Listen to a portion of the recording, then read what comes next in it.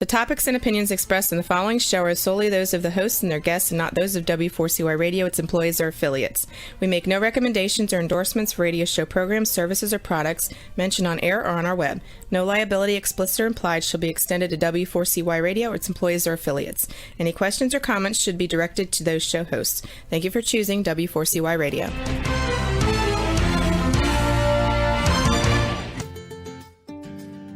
Are you ready for Insights to Incite? Ready or not, it's showtime. Now get ready to listen in and watch right here on W4CY Radio and Talk 4 TV. Join us and together we will escape the mundane. Insights to Incite, here is your host, Brandon Lawson. Hello. Coming to you from my home here in Ohio, just about 18, 20 minutes or so away from Indiana. And as many of you know, we're in our fifth lesson in a series titled, How Are We to Be, Though? And in today's lesson, first, I just want to take a moment to thank all my listeners and viewers, all you who tune into the show, and just thank you for, tuning in. And if there's any time you want to give any input, feel free to type something, get a note, and I should be able to see it. And if there's a question or just a comment, that I can respond to, I'd love to. And also, I want to take a moment to recognize Dean and Roxy. Most of the viewers here probably would have no clue, but Dean is sort of the one this show is all, it goes through him. He's the one who puts it all together, and Roxy's the engineer that helps produce it. And last but not least, I do want to thank my friends Jerry and Darlene Bailey, who I know make it a point to tune in every week and watch the show on Talk 4 TV. And just want to thank them. And any of you who are open, who enjoy praying for others or are open to doing so, I do know that Jerry and Darlene will soon be leaving their home in Florida to make their way up through North Carolina, stopping there at some family before returning home to Indiana. They go there every winter. So we'd gladly appreciate your prayers for safe travels and that. But today I want to speak to you in this series about how are we to be, though. We're on the letter G, which is being a person of gentleness. And as I say gentle or gentleness, that may have some people inclined to think something I'm not intending to imply. They might see it as being a softy.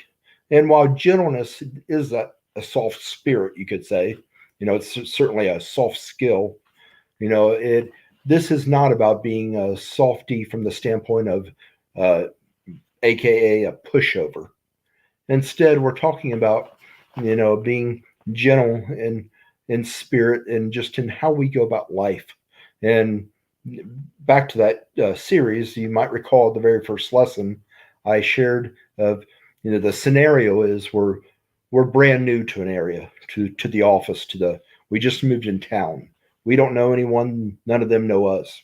And so this is when we're trying to connect, it goes without saying you're to be kind, not rude, but there's certain things that beyond the obvious that we can do, and I believe we should. And that's where we're coming from today in this letter G, being a person of gentleness. And there's three specific ways that I would like to key in on when it comes to how our gentleness should come forth.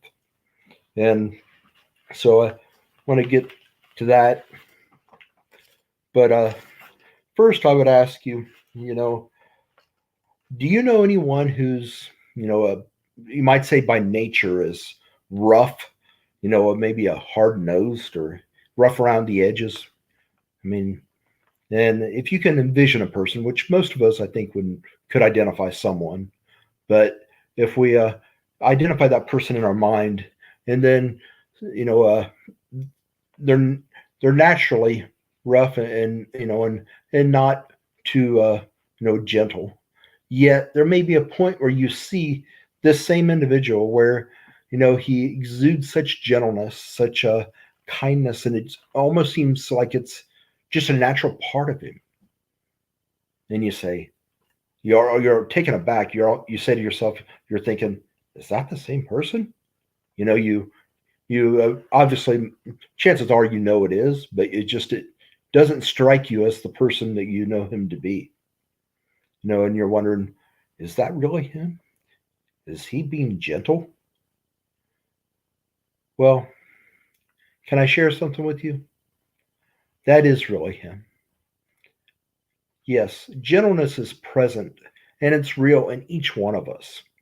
Some of us don't always show it real well. We don't let that side come out, whether it be just the way we're raised, kind of environment we're in, or who knows what. But we all have it in us. And today I want to talk to you about the three ways that I believe that gentleness should outwardly manifest itself, you know, in our lives.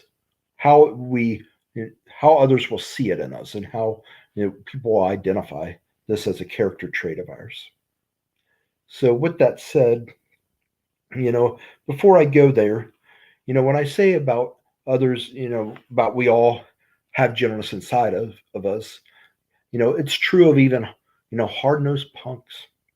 Yeah, criminals, bandits of such. And I mean, we generally don't associate that trait with those people, but it is present there. And a classic example of this involved, there was two men who were constantly in trouble with the law, running from the law, bandits and such. And these men were, had parked their car at a park. And while they had parked the car, there was a young girl who got in the car in the back seat, and they didn't even know she was there until after they pulled away from the park. And these men, rough by nature, in their attitude and their way of life, these two men were softened, or many might even say that beyond having their heart softened, you might say their heart was melted by this little girl and her kindness, her gentleness, and you could say her cute ways. But do you remember the movie that came out in 1982? There was a movie titled Savannah Smiles. Anybody remember that?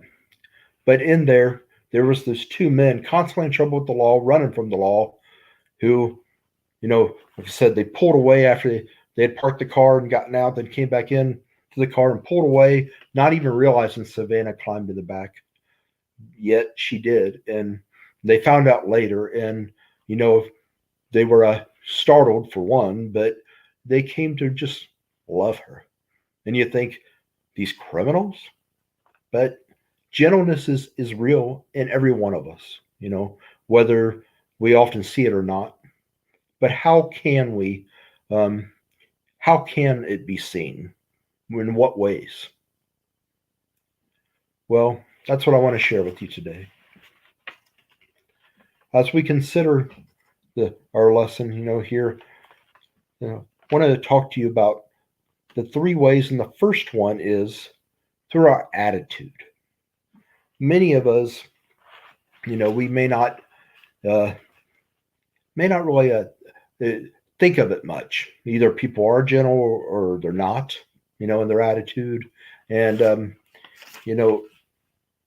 and when it comes to ourselves, do we even stop to think, like especially when we know we were less than gentle, we weren't that kind of person to someone recently, and being aware of that, do we ever stop to say to ourselves that I want to intentionally be gentle toward the such and such individual or such people?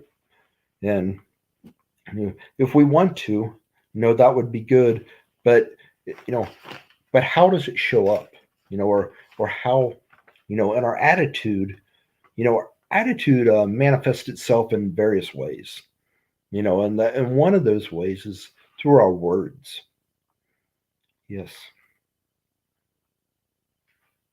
Have you noticed how our attitudes affect the words we choose, as well as the tone we use to speak them? I mean, think to yourself, when someone has a good attitude, and you bring to them less than great news, maybe it's something that you have to tell them, but you really prefer not to because it isn't good news. And you think to that person, the attitude they carry as they receive that and how that dictates, how they respond, what they do. And we've seen many times, you know, when our attitude can affect for good or for worse. And there's a scripture out of Proverbs 15, the Old Testament book. At the very beginning of that chapter, we see it in verse 1. Within there, we read that a, a gentle word, gentle word turns away anger, where a harsh word stirs it up. That's a bit of a paraphrase. I actually want to read it so I can give you a better uh, state it as it should and not just paraphrase it for you.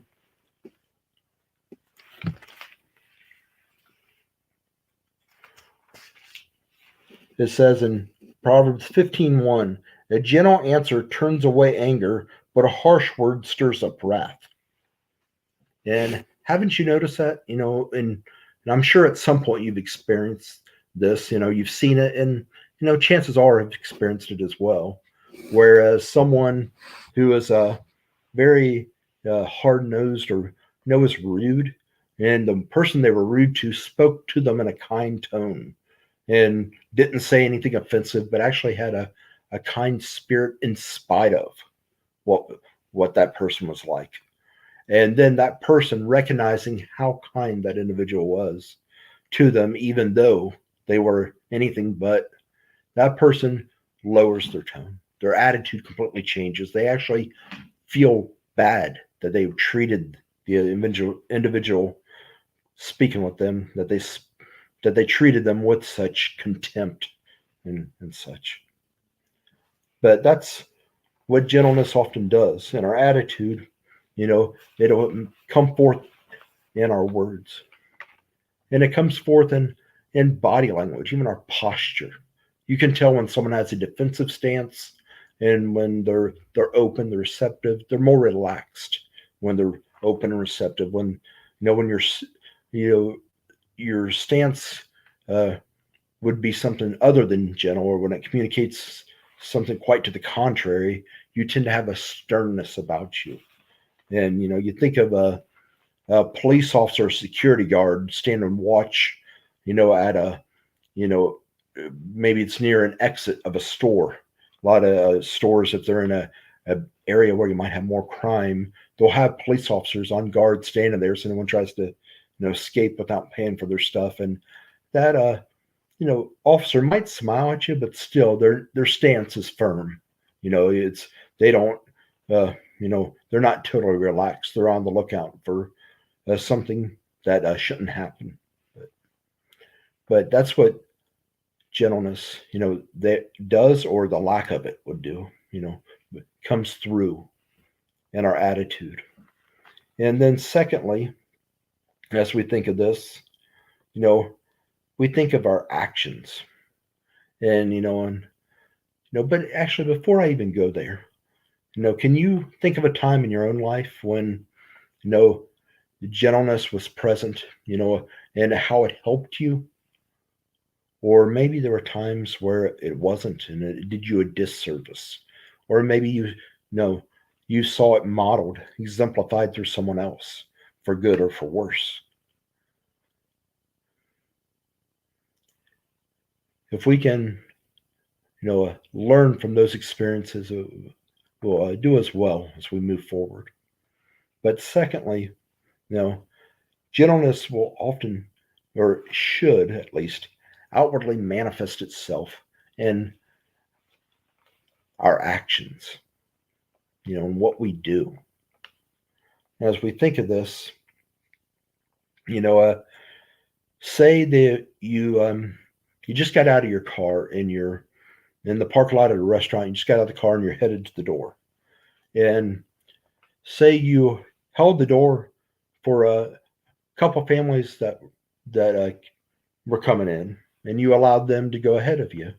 And not only did you hold the door for them and that, but you allowed them to, in holding the door, you allowed them to go before you and get their name on the waiting list with the hostess. They're and so they're on the list to be called even before you. Well, that seems kind, gentle. But let's say they weren't originally behind you. Say you were behind them and you scampered up to the door real quick. You moved real quick to grab the door, hold it, and allow them in. Can you see that? I mean, can you envision this? Have a caption of this in your mind to see where I'm coming from? I mean, while holding the door and letting them go ahead was kind, yet that might be overlooked and not even really noticed by any of the people from those families, being that we rushed up so quickly. So, often our the gentleness or lack thereof is shown in our actions from the standpoint of, are we aggressive? Do we are we patient? Do we give preference to the one others in front of us? Do we act quickly? How quick do we move, or how quick don't we? That is communicated as being gentle or not gentle based on how quick we move on and how we do that. As even when we're out to do something good and actually do a good deed, if we rushed to be able to have it and to be able to make it there to do it, that sort of dampens the positivity that others might might have thought of as it dampens those positive vibes that others would have otherwise to you know seen us as and would have and how they would have viewed us as such. So with that said, that let's go back to that scenario where here, say on the other hand, you didn't rush ahead, but you were already in front and you just naturally, in the spur of the moment, you noticed how some people were behind you and you just, didn't rush to make this happen. It just came in the natural um, way of how things evolved, that you saw the opportunity to allow someone else to go. And you gently held the door and you were polite, you smiled and that and stuff. And that is, you know, a good sign of gentleness. And that is something that, being that it just happened in the natural flow of stuff, you didn't rush up in front of them to grab it and then hold it open. Others are likely to view you or view us in a much better light and see you more in a much more positive way and think better of you. And I believe that this is also especially true when we think of this from the standpoint of us when we are first meeting people. When you're brand new, especially if you're in an office or around church, where around folks that will see you time and time again, with great frequency. In the office, you're there 5 days a week. And they'll see each day. Well, people are going to be watching you more closely. That's generally how it works. I mean, some will open up to you more, others won't, but a lot of that can be dictated by how they perceive you to be. Are you gentle? Gentleness is seen as, as a good vibe in terms of reaching out to meet that person. If they see you as gentle, they'll probably be more open to wanting to meet you. And while there are some that might, twist that and try to use that against you, but overall, that will give you, will work in your favor. Will give you the upper hand or work in your favor in terms of others wanting to meet you. They see you as a kind person.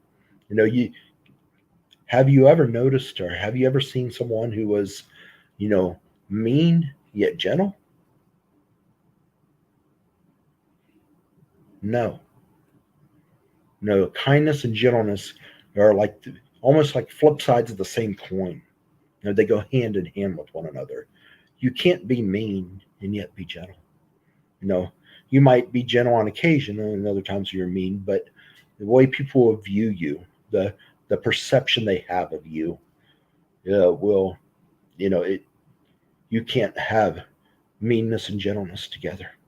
I mean, so with that said, as we think of this, and you know how it comes through in our actions or in what we do, there's some more scripture we can point to, and it's once again in the book of Proverbs. If we look here in Proverbs 17, I want to read the first half of verse 9. It says, "Whoever conceals an offense promotes love." Well, that would be a sign of gentleness. You know, someone did something offensive, and no, you just concealed it. You didn't go run narc on them. You didn't even approach them about it. You just, you wrote it off. It's, it wasn't right, but I'm not going to make a big deal of it. Well, and you don't hold a grudge. You don't let resentment build up in you. Don't become bitter. Well, that is, an action that would be typified, as gentleness. You weren't perturbed. You weren't, your attitude didn't change. Your actions didn't, resemble someone who's going to get them back, you know. And then also we can look to another scripture just two chapters over. We go to Proverbs chapter 19 and then look at verse 11. In this verse, it comes from a different angle on this subject here, but it says, "A person's insight gives him patience, and his virtue is to overlook an offense." So as the virtue to overlook an offense again is, much like concealing the matter. It's not allowing it to alter your personality or your attitude, or you don't show anything, no actions that would be aggressive or no or upset, angry. But within this verse, it says a person's insight gives him patience, and his virtue is to overlook an offense. So if we can understand people, and that goes back to last week's lesson on having an understanding spirit. When you have an understanding spirit, you want to understand people, and when you want to, more often than not, I'd say a high percentage of the time, you will understand them. You'll be able to. And when you do that, then you understand folks, and then that insight will give you the patience, that's needed for you to, overlook that offense. Gives them patience, and its virtue is to overlook an offense. And that's, what being gentle in action is. A lot of times the gentleness of action is almost you could say, inaction by the fact you didn't do something when you very well had the right to. So there you see it. That's the second way that gentleness should outwardly manifest itself. And so, when was a time that you did this? Can you identify a time when you were gentle in your action or inaction of such, and another time when you weren't? And can you identify anything about the situation or about yourself that enabled you to be that person who exhibited gentleness, and then when you didn't exhibit it, when your attitude, your action was contrary to? Can you identify anything that you can pinpoint as to why you weren't as you should have been? Or what is it that allowed you to the first time but not the other time? Understanding that goes back again, that understanding spirit, it helps to understand others, but also to understand ourselves. And I believe that's key for us to know, because if we can't really understand ourselves, then it's going to be difficult to understand anyone else. And that and in fact, the word acceptance, for instance, comes from a Latin term called ad capere, which means to take oneself. That's why you may have heard it's been said off and on, over and over, that you'll hear someone say, you can't accept anyone else if you can't first accept yourself. To take oneself is, I claim you. You know, it's just like, someone, your best friend or your spouse. I mean, you accept them, and in effect, you've claimed them. They're yours. They're your friend, your husband, your wife. You know, and so if you can't even take to yourself, if you can't, understand or accept yourself, you'll have difficulty being able to accept others. I mean, the basis sort of lies in understanding you to begin with, and then you can understand others, and being able to understand, having that understanding spirit, and recognize that you can in turn be gentle, even in the fruit of the spirit. And many times you might hear it stated as fruits of the spirit, but actually the scripture calls it fruit of the spirit. That's found in Galatians chapter 5. Turn there real quick.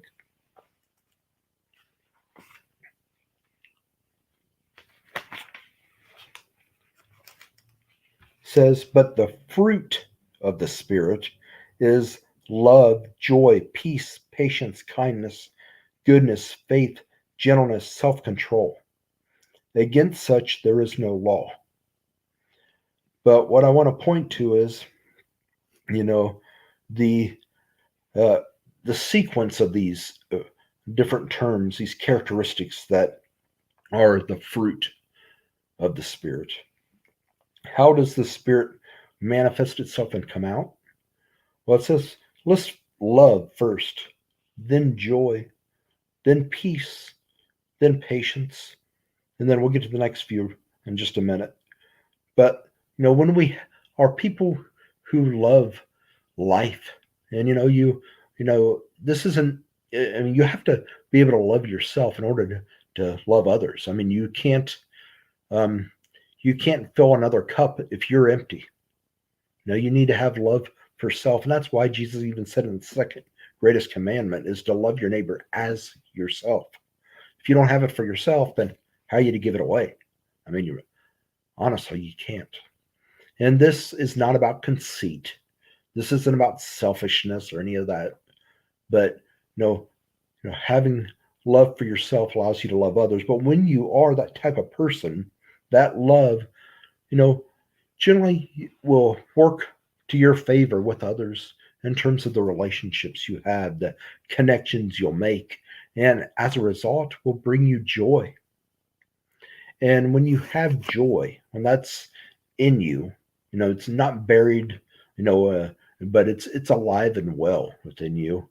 That often spills itself out in the form of, peace. You're at peace. It's really difficult to think, that you're having such, your joy is alive and well, but your life's a chaotic mess. That just doesn't, they don't coexist. So joy will, will produce peace within you, and that peace gives you that patience. You think about it. When your peace goes out the window, often your patience does as well. You can't, flush peace down the drain and expect patience to be there and to do, for you to be that way, or anybody else to be that way if their peace has left them. And so that produces patience. And from there, when we're patient, we're naturally kind. We're naturally gentle. We're kind to others. Being patient, where the kindness just exudes or flows out of us as, a natural byproduct of the patience. Then that kindness manifests itself in what many would call goodness. And from there, the goodness that others They see in us. Well, you don't think of someone who is, kind, who you call them good, and yet they're unfaithful. Really? I mean, you think of an infidel, you know, one who's not faithful to their own, and yet would their own call them good? No. And so that goes from that patience to kindness, goodness to faith. When we are kind, when we are good, we're naturally faithful. We're trusting, not just trusting of others, but we're trustworthy, is really what's being said here. People see these other, qualities of the Spirit, these other characteristics that produce the fruit of the Spirit, leading up to the love, the joy, the peace, the patience, the kindness, the goodness. And so, yeah, I trust that person. I'd consider them faithful. They're trustworthy.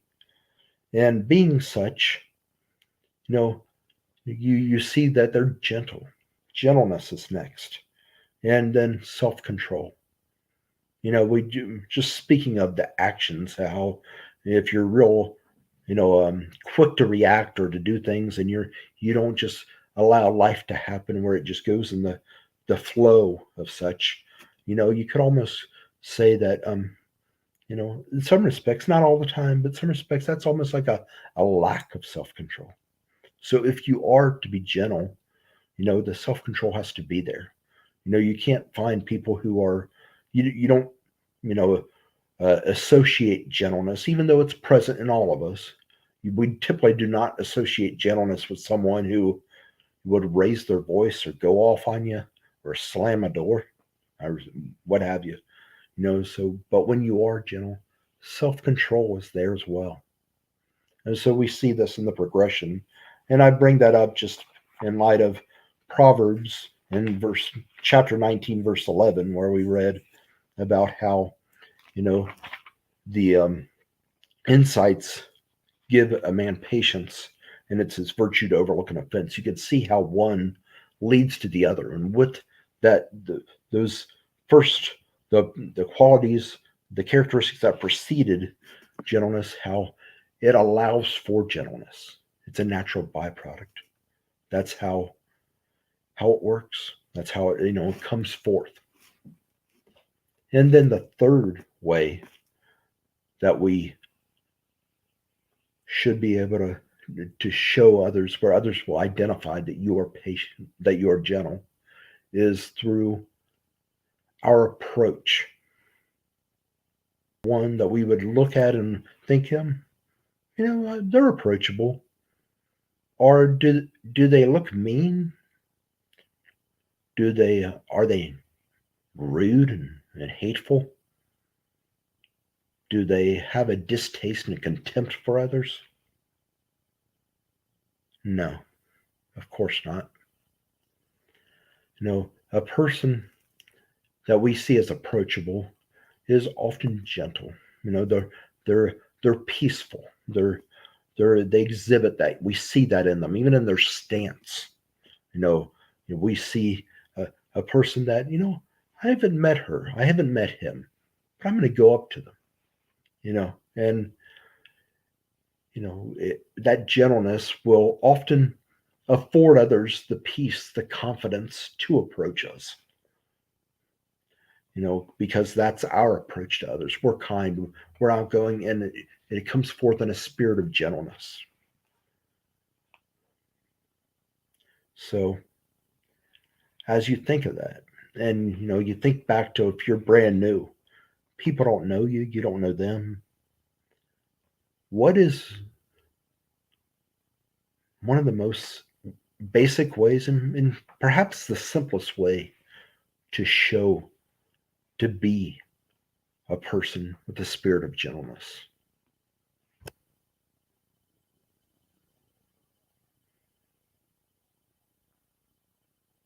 Are you thinking what I'm thinking?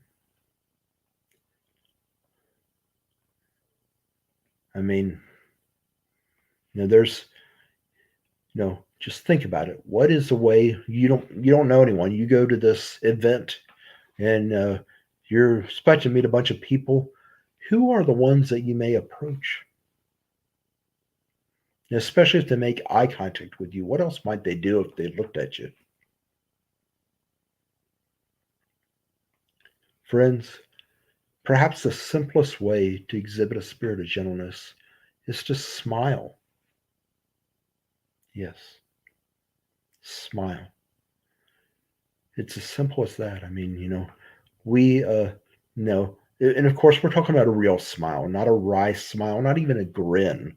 A grin will often make people suspicious, like, what are you up to? But we're talking about a genuine smile.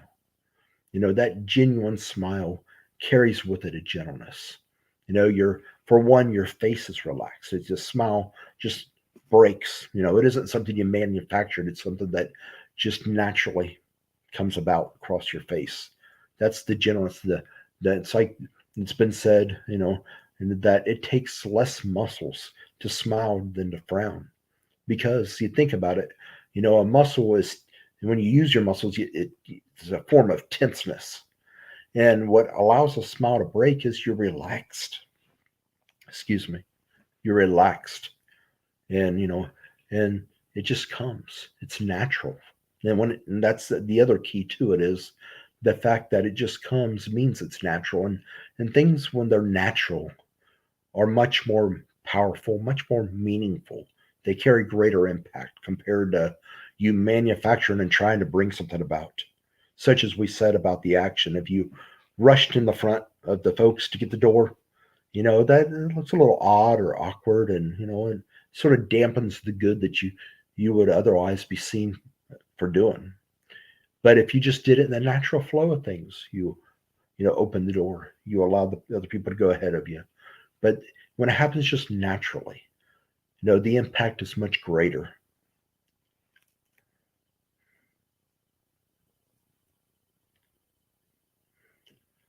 With that said, you know, I just I think of people in my own life, the ones who, you know, when I visit somewhere, like sometimes I'll go out of town and I go to a church that I may never have been to. Other times I might have been there some, but I am not a regular.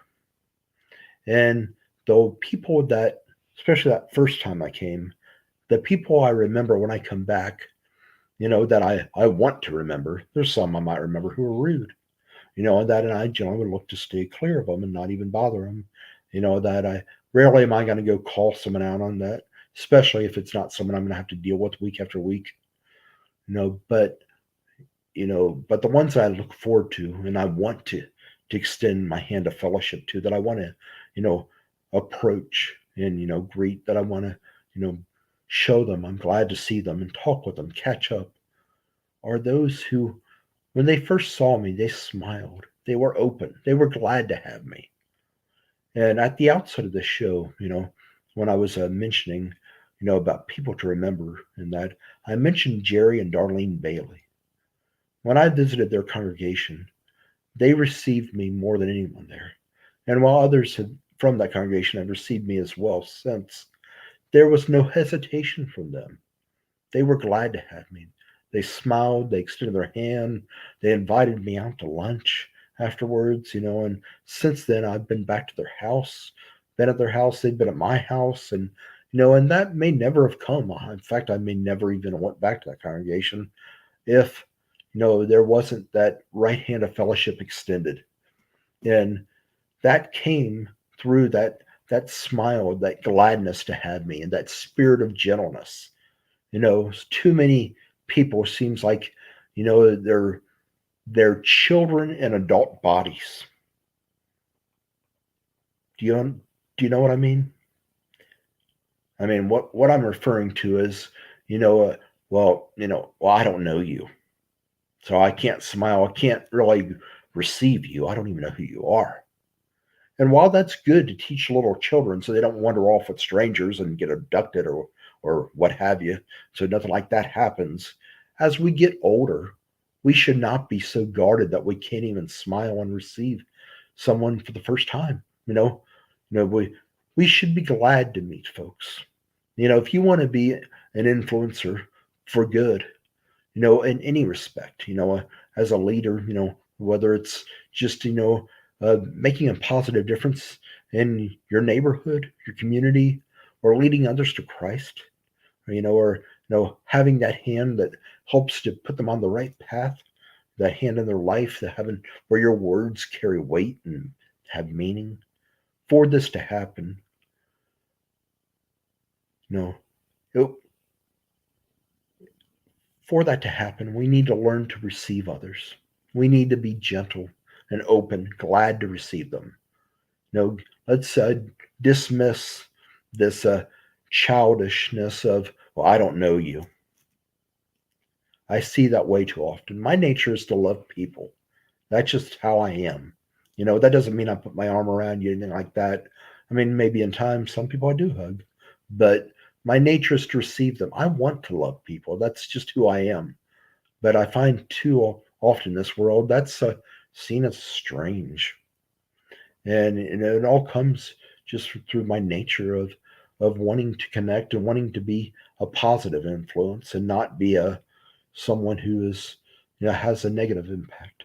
I want to be be known for someone who you enjoyed, someone who made a difference, who was honest and real, who was forthright with you, yet at the same time had a positive impact on you, who made a difference in your life for the better.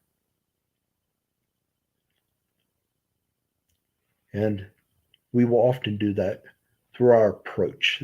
That is especially key. All of these, our attitude, our actions, and our approach are very much key when we're first meeting people because of the first impression.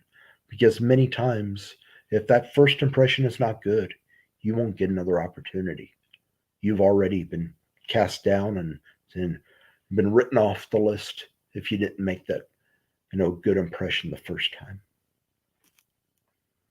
Friends, we're going to step away for a brief break. Then we'll be coming right back and as we start to conclude and wrap up the show. But we'll be right back.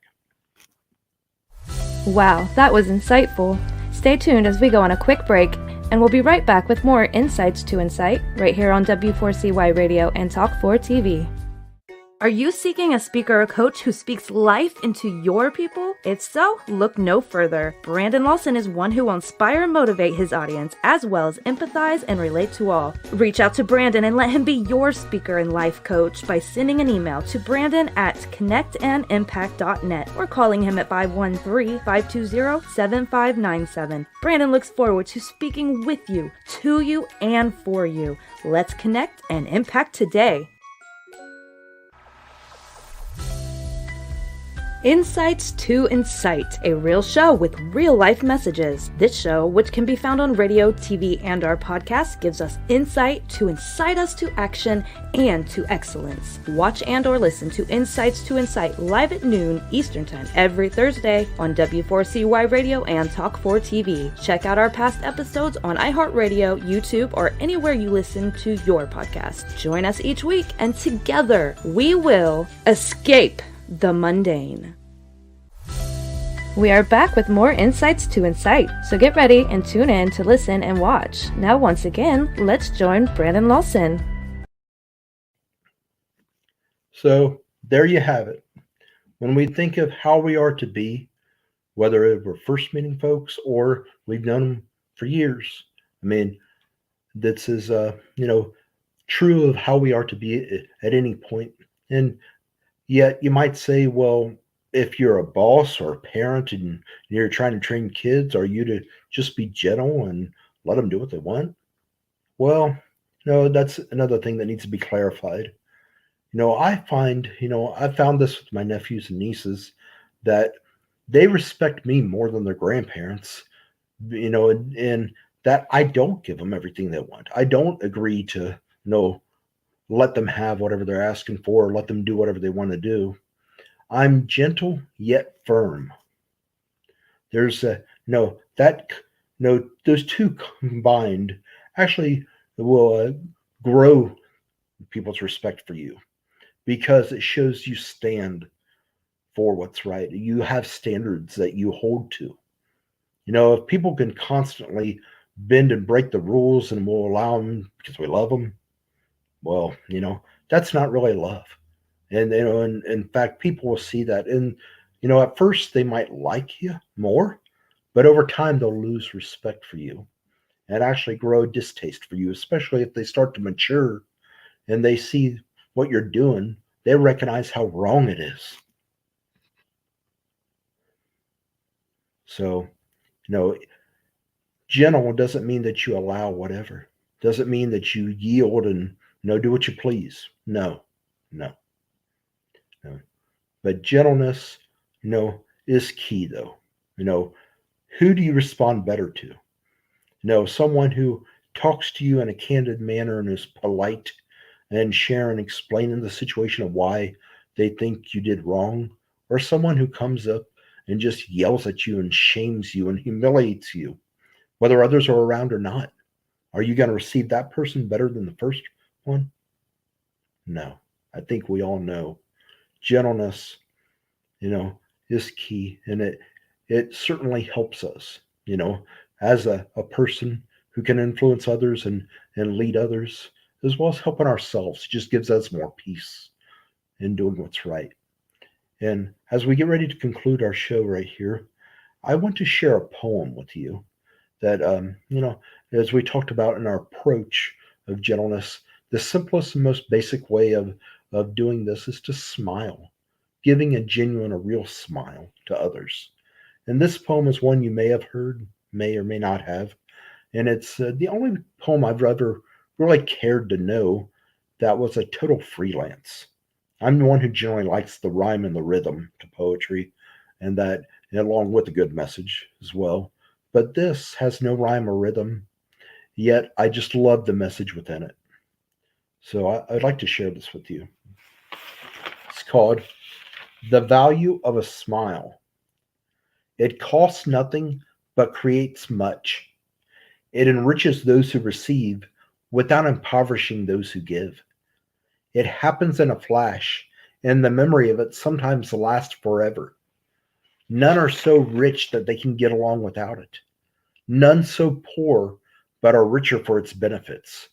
It creates happiness in the home, fosters goodwill in a business, and is the countersign of friends.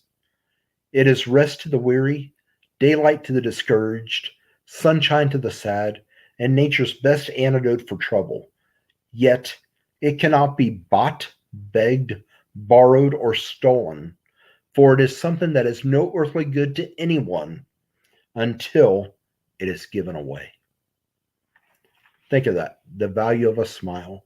Now go forth, share your smile, step out, make a difference in someone else's life, bring light to their world of darkness, shed light, be that one who, carries forth your smile and shares it with others, and you'll be glad you did.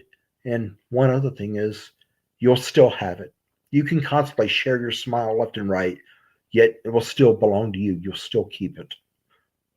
What else can you say that about? Thank you for joining us, and we hope you'll tune in with us next Thursday, as well as every Thursday at 12 noon Eastern, here on W4CY Radio and Talk 4 TV. Thank you, Brandon Lawson. Have a good one. Wow, what an insightful show. Thanks for listening in and watching today. If you missed any part of today's show or any other episode, check it out on iHeartRadio, YouTube, or anywhere you listen to your podcast. Now take today's insight and utilize it. Incite yourself to action and to excellence in the week ahead, and join us again next Thursday and every Thursday at 12 noon Eastern Time for another insightful session with Brandon Lawson as he speaks to us and shares some more insights to incite right here on W4CY Radio and Talk 4 TV.